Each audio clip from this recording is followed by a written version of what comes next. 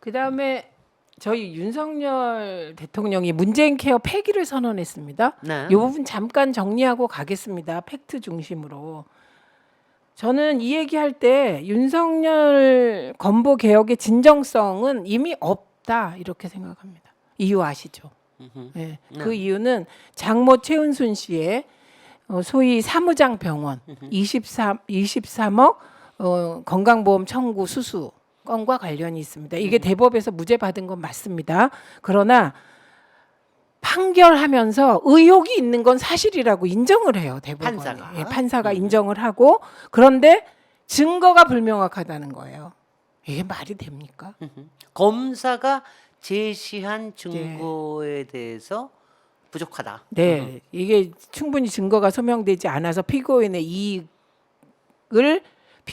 이익을 중심으로 판결할 수밖에 없다 이런 건데 그런 식으로 따지면 정경심 교수도 피고인의 이익을 오히려 증명할 증거들이 많았는데 왜 이렇게 판사들은 귀에 걸면 귀걸이, 코에 걸면 코걸이인지 모르겠는데 바로 그 장모의 23억 건강보험 사기 사건이 무죄 나던 날, 그죠? 그 무죄 났던 그날이죠? 그 전날인가요? 그날이죠. 그날이에요. 예, 그날 건강보험 개혁을 국민들이 접하게 됐다는 거죠. 네. 이거 너무 이상하지 않습니까? 진정성이 없어 보이잖아요. 글쎄. 자기는 그것도 모를 걸 아마. 아 그렇게 보십니까? 일부러 그럼 그랬다고 생각해. 그것도 아니 그거 조롱하기 몰랐겠죠. 그건 몰라. 몰랐을 거야. 아마. 아 그것까지 조롱하려고 하진 않았을 것 같아요. 네. 예, 그래서 갑자기 묻게 되는 거예요. 그럼 건강보험에 대해서 쭉 얘기했는데 그러면 최은순 씨와 그 최은순 씨는 무죄가 났지만 최은순 씨 일당이 23억 해먹은 거. 그거는 공범들은 유죄 받았거든요. 이런 게 정말 도덕적 해이 아닌가. 예, 이런 얘기를 하지 않을 수가 없습니다. 그리고 또 하나는 또 이제 김건희 7만 원이요. 7만 원. 예. 그러니까 이 두 가지가 사실은 이제 건강 문재인 헬스를 문재인 케어를 공격하는 이유가 이른바 도덕적 해이 때문에 부정수급이나 네. 과잉 의료가 많아졌기 네, 때문에 재정이 건전하지 못하게 됐다. 이거를 얘기를 하는 거 아니에요. 네. 근데 그게 이제 뭐냐면 그거는 당연히 지적할 수 있는 거예요. 저는 어떤 정책에서 항상 부작용이 있다고 네. 생각합니다. 그러니까 문재인 케어에서 실제로 한 3천 몇 개 정도의 부분을 굉장히 보장성을 높여줬단 말이죠. 그러면 의료진 입장에서는 그거 써가지고서는 자기네들 저거 수익을 올리고 싶죠. 당연히 그거 혜택을 받는 환자 입장에서는 아무 때나 쓰고 싶잖아요. 그러니까는 그런 것도 분명히 있을 수는 있는데 사실은 그렇다 그러면 이거는 사실은 그 진료의 단가를 어떻게 책정하느냐에 대한 행위별 수가를 그 바꿔야 행위별 된다. 수가를 바꿔야 되는 쪽으로 오히려 생각을 하는 게 맞고요. 네. 그다음에 도덕적 해이 뭐 운운하려고 그러면 바로 이렇게 부정수급. 네. 저기가 최원순의 부정수급 같은 거. 네, 근데 무죄 받았습니다. 이거 네. 하고 그다음에는 지금 이제 우리가 내는 의료보험이 체계가 그러니까 월급을 받게 되면 월급 기준으로 네. 하고 네. 그 사람은 돈이 아무리 재산이 많더라도 지역 의료보호가 안 돼. 저도 지역 보험으로 바꾸고 나니까 야 정말 엄청 많이 내시죠. 엄청 많이 냅니다. 몇십만 원 내시죠. 지금 한 75만 원 정도 내요.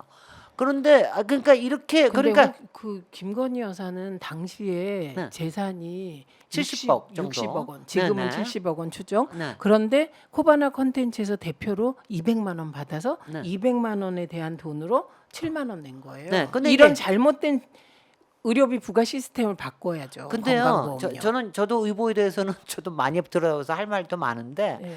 그러니까 재산 근거로 하는 거는 사실은 부담이 많이 되긴 돼요. 네. 왜냐하면 재산 근거로 하면은 수입은 없는데 의료보험은 많이 내야 되기 때문에 그래서 많이들 그게 아니라 수입 위주로 해야 된다. 근데 다만 이거를 바꿔야 된다라는 것도 있지만 그렇게 되면은 문제가 되는 게 펑크나는 데가 그렇죠. 너무 많단 예. 말이죠. 그러면 이것도 김건희 케이스는 안 만들면서 그렇죠. 뭔가 왜냐하면 이거를 재산하고 수입하고를 합리적으로. 보완을 예. 합리적으로 할 수 있는 그런 판단 근거를 만들어야지. 적어도 김건희 당시로서는 한 50억 정도는 만들어야지. 한 적어도 한 50만 원 정도, 50만 원 정도는 내야지. 뭐 이런 식으로 이걸 바꿔가는 거를 만들어야지. 이걸 무턱대고 문재인 케어는 다 잘못됐다. 왜냐하면 우리나라의 보장성이라는 게요. 여러분들이 문재인 케어 하면서 많이 좋아지니까 좋아졌다라고 생각할지 모르지만 우리가 아직 OECD 평균은 80입니다. 우리가 우리는 65 65%. 정도밖에 안 예. 됩니다. 그러니까 맞습니다. 아직도 우리가 이 보험의 보장성을 넓혀야 되는 과제는 선진국 대한민국의 과제이고 네. 서민들을 위해서는 절대적으로 필요한 거거든요. 맞습니다. 근데 이런 식으로 공격을 하는 게 난 정말 정말 윤석열 난 이거는 쪼잔한 게 아니라 찌질해. 뭐 실력이 없으면서 왜냐하면 지금 이렇게 하는 게 이거 하나만이 아니거든요. 예, 나 지금 그런데 맞습니다. 이거 하는 게 통계에 대해서 또 그럴 판이에요. 통계도 지금 할 말이 많지만 그건 아직은 다음에. 참을게요. 예. 그래서 문재인 정부가 억울할 것 같아서 몇 가지만 사실 확인을 하고 넘어가겠습니다. 첫째, 문재인 케어로 건보 재정이 파탄 지경에 이르렀다. 이 말은 사실인가? 사실 아닙니다. 2018년에 건보 적립금이 20조입니다. 만약에 재정 파탄이 났다면 2021년 말에 이 적립금이 줄어야 되잖아요. 2021년 말 적립금도 20조입니다. 네. 그러니까 파탄 안 났습니다. 그러면 두 번째 또 이게 파탄이 나서 국민 부담이 증가됐다고 얘기했잖아요. 그것도 사실이 아닙니다. 네.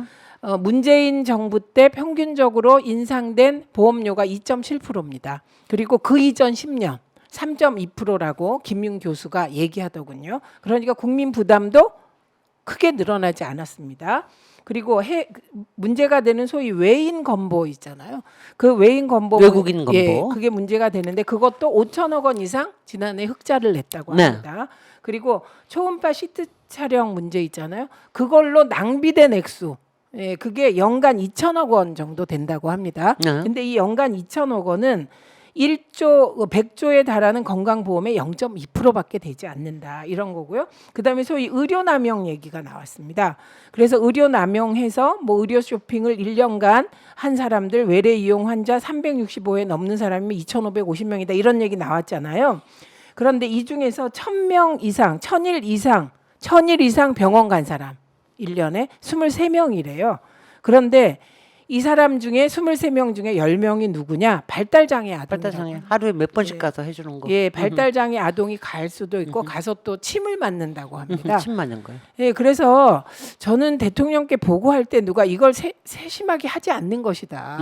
그래서 이런 분들에 대해서 이게 의료 남용이라고 비난하는 건 약자와의 동행은커녕 약자 짓밟기를 하고 있는 것이다. 이 말씀을 드리고 싶습니다. 그 김건희 여사 그 캄보디아에 가서 심장병 환우를 네. 이렇게 도와주는 거 가지고 열심히 저거 하셨는데 그게 아니라 국민들의 보편적인 의료 혜택을 어떻게 네. 확보할 수 있는지 이런 거를 좀 머리를 싸매시기 바랍니다. 그것까지 할 뭐가? 아니 그래도 그냥 한마디 해주는 거고요. 네.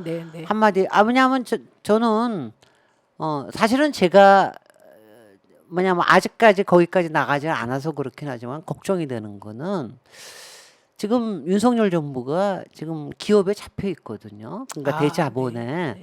그래서 이게 사실은 의료 민영화의 한 작전이다라고 하는 게 제가 좀 우려스러워요. 네, 그러니까 그래서 지금 그 얘기도 넘어가 보겠는데요.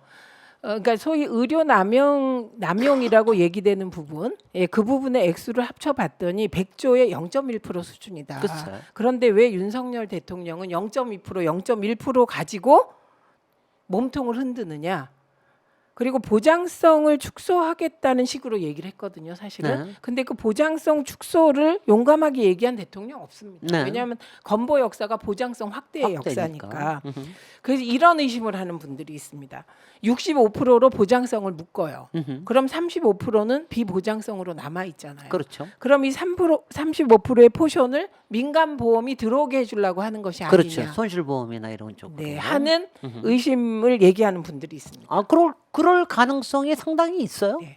그럴 수 있습니다. 네, 그래서 결국은 그냥 그거 아니면은 저기 다른 거로 메꿀 수 있는 방법이 없거든요. 자기 네. 개인 돈으로 메꾸는 게 아니면은 그러니까는 우려가 되는 거죠. 네, 그래서 우리가 흔히 실손보험, 그러니까 민간보험과 관련하여 의료 행위를 받으면 그게 100% 실손보험으로 처리되는 줄 아는데 사실은 실손보험 쪽에도 건강보험 재정이 매우 많이 투입된다고 합니다. 이 네. 말씀 드리면서 결국은 이런 문재인 케어를 폐기하고 건강보험을 개혁한다는 것이 계약이 되고 서민 의료비 폭탄으로 돌아올 수 있다는 점을 지적하겠습니다. 네.